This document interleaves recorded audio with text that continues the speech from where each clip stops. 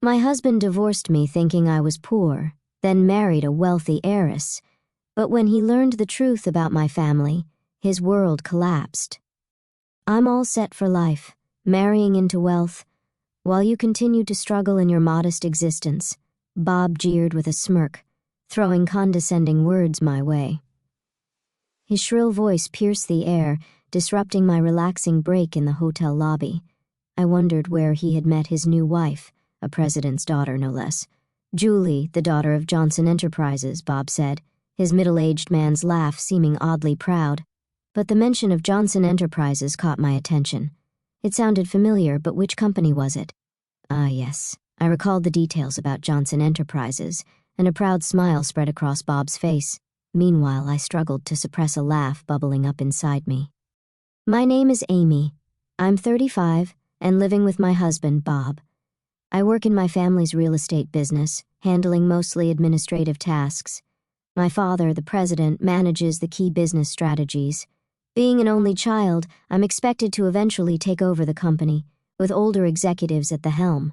I feel the pressure of one day becoming the president. However, I've been careful not to discuss much about our family business with Bob, who only finished high school and works at a moving company. I don't want to bring work matters home, and Bob, feeling somewhat inferior, avoids the topic. Of course, moving is a tough job, requiring physical strength and skill, a job for professionals. I don't mind that he only has a high school diploma, but I understand his feelings, so I avoid mentioning my prestigious university degree or my future role as president in our daily conversations. Bob and I met through a friend's introduction in college. My friend had hired Bob's moving company, and he was in charge of her move. Initially interested in my friend, Bob was turned down, but they got along, so she introduced him to me. Our unusual meeting turned out well, as Bob's carefree nature was a good match for my meticulous personality. After several dates, we became a couple in my late 20s, and at the right age for marriage, our relationship quickly led to marriage within a year. Thus began my life as Bob's wife. Our married life started without any issues. Bob's parents were incredibly kind, always welcoming me with smiles during our visits. Considering the common mother-in-law issues among my friends, I felt lucky to have such a harmonious relationship with my in-laws. However, Bob's demanding job often kept him out until late, physically taxing and leaving him exhausted. Despite his fatigue, he never neglected our marital life. While appreciative, I often thought he didn't need to try so hard. Thanks for always waiting up for me. Bob would thank me for simply preparing dinner after his long work days. I felt blessed to have such a wonderful husband, but our peaceful days began to waver a year into our marriage. Hey, why can't we have kids? One night as we got into bed, Bob casually brought up the subject, his tone slightly irritated. It took me by surprise. I had thought about having children too, and although we weren't actively trying, given our regular marital life, I believed it would happen in time. It's just bad timing. We've only been married a year, so it's not something to worry about yet, I reassured him. I definitely wanted children, but I knew that rushing wouldn't help. To reassure Bob, I deliberately adopted a relaxed tone and said, "It's still okay, huh?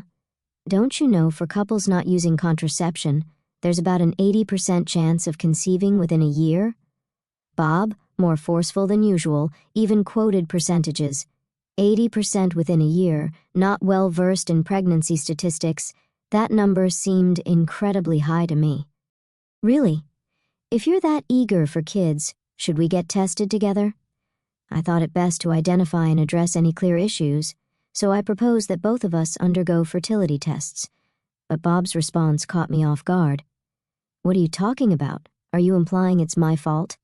Infertility issues are usually the woman's fault. There's no point in me getting tested." Bob's contemptuous tone was a first for him. Me? I hadn't accused him of being the cause. I simply suggested testing since we didn't know where the issue lay. Yet Bob jumped to the conclusion that I was blaming him and added, "It's definitely the woman's fault," as if to say I was the problem. I wanted to say more, but I was shaking, barely able to reply. "Of course," I managed to say.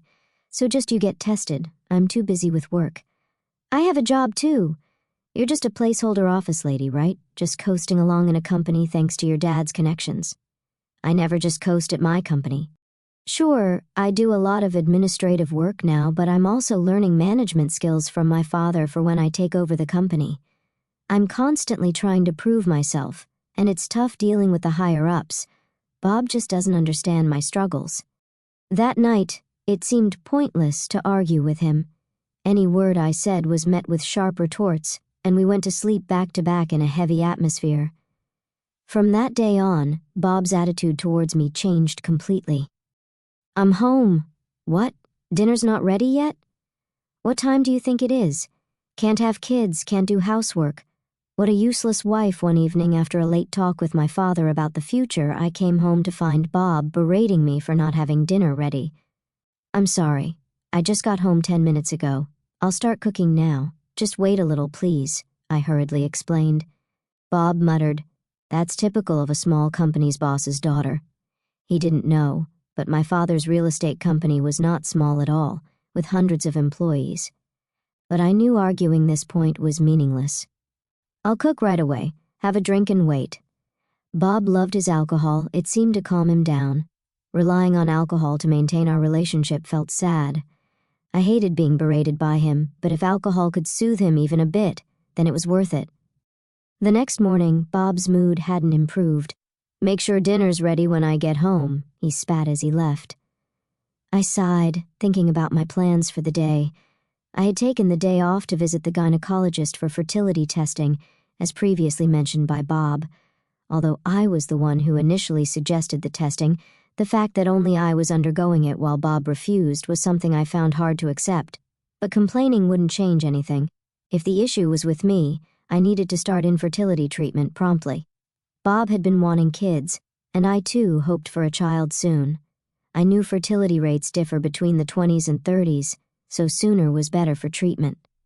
The clinic was busier than expected, and I was called in for examination an hour after registration. After undergoing a physical examination and blood tests, I was told that the results would be available during my next visit. It would be a shock if the issue was with me, but I was prepared for any necessary steps, no matter the outcome. I resolved not to lose heart. "Bob, I went for the fertility test today," I informed him when Bob came home from work. "Huh, figures. If the problem's with you, testing's the right thing to do. Let me know the results as soon as you get them," he said. Bob's belief that I was the cause of our infertility frustrated me. The fertility testing required much time and effort, and a bit of understanding from him would have been welcome. 5 years passed, and I turned 35. Though we continued our efforts to conceive, we remained childless, and Bob seemed to have given up on having a child with me. His late nights increased, and sometimes he didn't come home at all. When asked, he said he was out drinking with colleagues, then singing karaoke till morning. His behavior was more akin to a college student and deeply exasperated me. My work had become busier, and the thought of starting a family was pushed aside. But Bob's recent actions were too much. His lack of concern for our home life was clear. One day, after Bob went out on his day off, I observed that he had left his smartphone in the living room, forgetting to take it with him. With that realization, I picked up Bob's phone, intending to take it to his room. It was at that moment that his phone rang, an incoming call from a certain Julie, as indicated by the caller ID. Assuming it was a work contact, I answered to inform them that Bob had forgotten his phone at home. "Hey Bob, you're late. I've been waiting for 30 minutes. Where are you? If you don't hurry, we'll miss the park opening." The flirty voice on the phone made me catch my breath. "Can you hear me? Hurry up, okay? We haven't had a date in so long." The mention of a date shocked me, and I quickly ended the call. My heart wouldn't stop racing. Who was this woman? She mentioned a date, so she likely wasn't a colleague. He's cheating on me. Holding undeniable proof of Bob's infidelity, I clenched his phone tightly. Julie had said it was a long-awaited date, indicating a long-term affair. I trembled with indescribable anger. While I was struggling with infertility, Bob was carelessly cheating on me. His recent distance now made sense. He no longer needed me. Unforgivable. Determined to make Bob pay, I started collecting evidence of his infidelity. It wasn't hard to gather proof. First, I easily unlocked his smartphone using his birth date. The call history was filled with Julie's name. When I opened the messaging app, I found numerous messages between Bob and Julie, filled with embarrassingly affectionate words that made me feel nauseated. I took photos of these pieces of evidence with my phone. After placing Bob's phone back in his room, I spent the day as if nothing had happened. After a month of this strange marriage, my father, the company president, summoned me to his office. "I have something important to discuss with you," he said gravely. Shocked by his words, I couldn't believe what I heard. "Is that true?" I asked. "Yes, so I'm counting on you." Disturbed, I returned to my office, barely concentrating on work. That evening, Bob suggested we separate. Having found evidence of his affair, I had been contemplating when to bring up divorce, but him initiating it saved me the hassle. "Yes, let's get a divorce." "Really?" Because I had readily accepted the divorce, Bob seemed surprised. Perhaps he was happy about being able to be with his mistress, a woman named Julie. His face was filled with an unmistakable joy that I found irritating. Despite my irritation with Bob's expression, I signed the divorce papers he offered. "I can file these tomorrow. I'll be leaving this house, okay? Are you sure about the mortgage?" I anticipated he would want me to leave, so I casually asked. "Oh yes, I'm fine." Bob's job was demanding but not high-paying. I doubted he could handle the mortgage alone, but since he initiated the divorce and was the one cheating, I felt no obligation to help. I packed and left the house 3 days later, moving back to my parents' house nearby. My parents initially seemed concerned when I told them about my divorce, but when I explained that Bob had cheated on me, they became furious. They repeatedly reassured me that it was the right decision to part ways with such a man. I threw myself into work, trying to forget about Bob. Before I realized it, a year had flown by. I was so engrossed in my work that I lost sight of everything else. It was astonishing. One day, while relaxing in the living room, my dad approached me. "Why don't you take a break and go on a trip?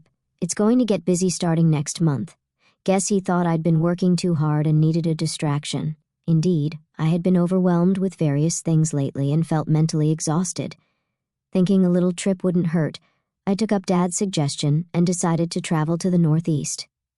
It was my first solo trip, and I was both nervous and excited. The air in the Northeast was crisp and seemed to cleanse my weary soul. Interacting with the locals who helped me navigate and chatting with the owner of a bar I found, everyone was incredibly kind, which gradually healed my spirit. I had booked a hotel in Seattle, the most famous and largest around here, thinking why not enjoy the trip to the fullest. After checking in, I relaxed in the lobby with a welcome drink. The fatigue from the journey seemed to melt away, leaving me feeling utterly comfortable.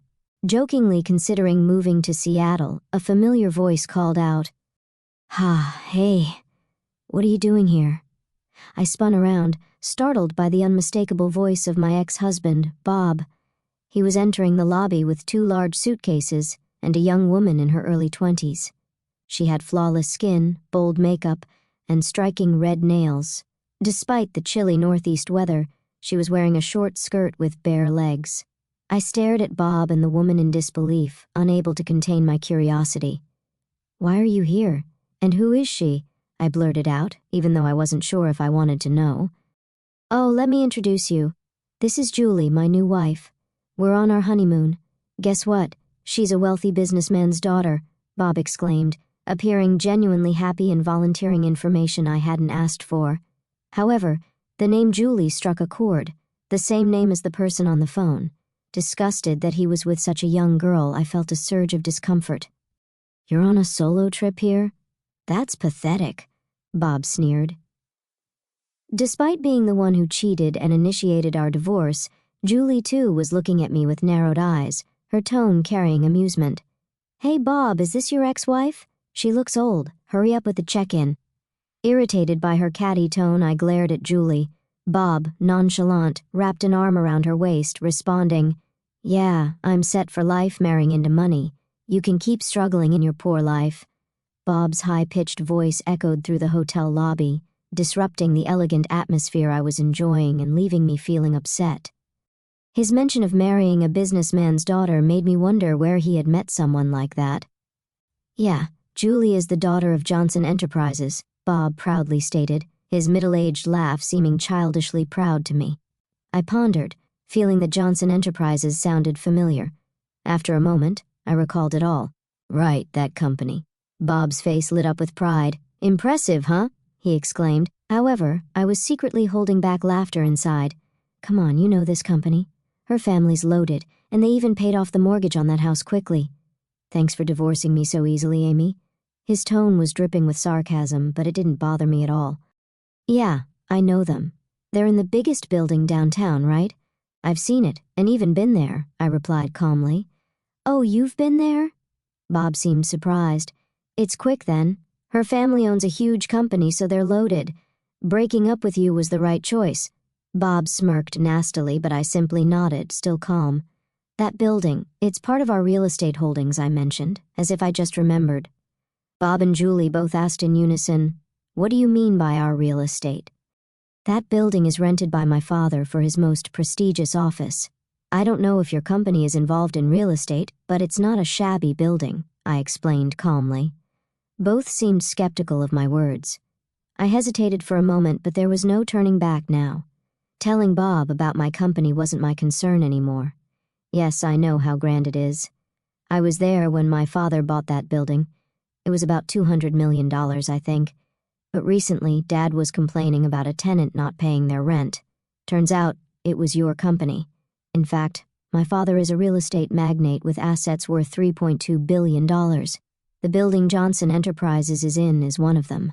The tenants of the building change regularly, but currently, it's Johnson Enterprises. For the past few months, they hadn't paid their rent, and that's what was troubling my father. Rent not paid? Julie looked shocked, but then she burst out laughing. That can't be true. Our company's doing great. We can surely pay the rent. I'm not falling for such a lame lie to drive a wedge between Bob and me. Her shrill voice echoed in my ears. I let out a deep sigh. It seemed like a reasonable conversation with this woman was impossible. Pulling out my smartphone right there, I decided to call my dad. Dad, I'm here with the daughter of Johnson Enterprises. Can you send me a photo of the reminder notice for the rent? I quickly relayed my request, and Dad sent a photo of the rent reminder notice for Johnson Enterprises. Showing it to Bob and Julie, I doubted they could suspect it was fake, given the speed. See? You can tell, right? 3 months of unpaid rent. If you don't pay soon, we might have to sue. What are you going to do? At the mention of a lawsuit, Bob and Julie's faces turned pale. Come to think of it, Dad has been really on edge lately, yelling about sales and firing a lot of employees, Julie mumbled, sounding unsure. Seeing her, Bob shouted in despair, Lies! You're just trying to trick us and tear Julie and me apart, aren't you? You're still that kind of person, trying to get back at me for remarrying. Your tactics are dirty. Startled by Bob's loud voice, I took a step back. Hearing Bob's accusations of dirty tactics, memories of all the heartless words he had hurled at me during our marriage flooded back. Determined to confront Bob, who was now gloating about marrying Julie, a wealthy businessman's daughter, I prepared myself to tell him the truth. What are you even saying? Do you really think I still have feelings for you? How foolish. I've long been fed up with a man like you. In fact, I've been feeling sorry for Julie, who got caught up with you. Did you marry her just for her money? You married me for shallow reasons too, like wanting to get married quickly or wanting kids. And who was it that left me when he found out we couldn't have kids? Who insulted me, calling me useless for being infertile? You're to blame for all of it. Yet you think I still like you? You must be out of your mind. I unleashed my pent-up frustrations on Bob, feeling a wave of relief. Bob, on the other hand, seemed infuriated, trembling with anger. You're just an arrogant old hag. You probably can't even get married or have kids anymore. Julie and I were planning to have fun making a baby after this trip, and now you're accusing Johnson Enterprises of not paying rent. Panicked upon realizing the poor performance of Johnson Enterprises, Bob was desperate to blame all his misfortunes on me. Deciding to deliver the final blow, I said, Oh, I didn't mention it, but I'm 4 months pregnant. I'm in the stable phase of my pregnancy, so Dad suggested I take this trip to relax. Of course, I have my doctor's permission. That's right. After divorcing Bob, I had found a new love, my boss at work and a subordinate of my father. He supported me mentally when I was struggling, encouraged me at work, and fully supported me. I found out I was pregnant with this child just 3 months ago. Knowing about the baby, I immediately married him. It was a quick marriage, but the company celebrated it grandly. My pregnancy was going smoothly, and encouraged by my father and husband, I embarked on this trip. And just before breaking up with Bob, my father had told me he was retiring as CEO next month. He decided to retire after being diagnosed with diabetes and thinking it was time to step down. Therefore, I would inherit my father's assets. This made it easier for me to accept the divorce from Bob. Even without Bob, I knew I could live a full life. The word pregnant slipped effortlessly from my lips, leaving Bob shouting, "What? You're pregnant? So were you using birth control when we were married? What's going on?" Bob stomped his feet in complete confusion. "Birth control? I never did that. Remember, I told you I had infertility tests at the clinic and they found no issues? So the problem was with you. Too bad." As I bluntly told this to Bob, his face twisted visibly. "The problem was with me? Does that mean Julie and I can't have kids? Why did I divorce you and marry Julie?" Bob muttered to himself, shoulders slumped in defeat. "What do you mean, why?" "I felt betrayed knowing he was infertile," Julie snapped, angry at Bob's selfish reasoning. Realizing I couldn't bother with them anymore, I said my final words. "That's why, from now on, please don't involve yourself with me and Julie. Regarding the rent for Johnson Enterprises, I won't back down until it's fully paid. If you plan to continue renting that building, please pay the overdue rent soon, otherwise we'll have to take legal action. I have nothing more to say to you, so goodbye." I left Bob and Julie arguing and confidently walked back to my hotel room. After returning from my trip, my husband greeted me with a smile, saying, "Welcome back. Sorry I couldn't help around the house. Was everything okay?" "Of course, it was fine. I'm glad you got to relax, Amy. Thank you." My husband smiled warmly at me, and I felt a great sense of relief. Since marrying my current husband, I've been reassured every day, completely forgetting about Bob. Since that trip, I haven't met Bob. The following is what I heard through my father's contacts. After that incident, Bob and Julie's fights became incessant. Despite thinking he was marrying into wealth, Bob discovered Johnson Enterprises was in deep debt. Coincidentally, news was all over TV about a Johnson Enterprises employee embezzling millions of dollars from clients. Julie's father knew about the fraud but tried to cover it up for the company's reputation. However, once the scandal became public, Johnson Enterprises' stock plummeted, having lost its credibility. The company saw a mass exodus of employees. In such a state, they couldn't possibly pay the rent, so my father was taking legal action against Johnson Enterprises. The future of the company looked bleak, entirely Johnson Enterprises' fault. Bob, having lost a fortune he thought was within his grasp, was furiously blaming everyone but himself. Thinking he could ride on the coattails of wealth was overly optimistic of Bob. Julie, really realizing Bob was infertile, accused him of marriage fraud. Furthermore, after our hotel encounter, I had a lawyer demand compensation from Bob for his infidelity, leaving both him and Julie in debt. I heard that Bob and Julie ended up arguing every time they saw each other, and they finally got divorced recently. Then, unbelievably, Bob called me after divorcing Julie. "Amy, please marry me again. I have debts, other than the alimony." Julie made me buy everything she wanted and then left without paying a dime. "You're the only one I can rely on. I'll do anything for you. Please forgive me." Bob's pleas sounded like a beggar's, so pitiful that they almost made me sick. His unchanged attitude of marrying for money was just appalling. "No, I have no desire to be involved with you ever again. I'm going to be happy with my husband and our child, so please don't contact me again. Goodbye," I said calmly, and then immediately had his phone number blocked. That should stop any more absurd calls from Bob. Having lost his wife and money, Bob will likely live a lonely life now. Given his infertility, remarriage might be difficult for him.